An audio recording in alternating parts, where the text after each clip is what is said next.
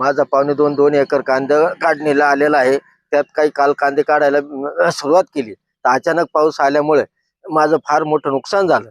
आमचं काही काही ठिकाणी मकाचं पण फार मोठं नुकसान झालं दुसऱ्या क्षेत्रामध्ये. तर मग आम्हाला सरकारकडून त्वरित पंचनामे करून मिळावे आणि आम्हाला त्याची भरपाई मिळावी, ही सरकारला कळकळीची विनंती.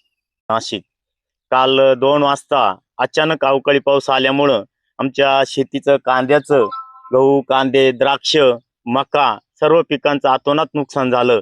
आणि या नुकसानाचं म्हणजे काय करावं हा मोठा प्रश्न आमच्या पुढे गंभीर उभा राहिलेला आहे. मजुरांचं पेमेंट सुद्धा कसं करावं, आणि त्यात हे सरकारचं गालथान कारभार, मार्केट बंद, सगळ्या गोष्टी, कुठं नियोजन नाही, प्रशासनाचा दबाव नाही, आणि सगळ्या गोष्टीमुळे शेतकऱ्यांचे अतोनात हाल झालेले आहे. तर सरकारने काहीतरी याबद्दल दखल घ्यावी अशी आमची कळकळीची विनंती.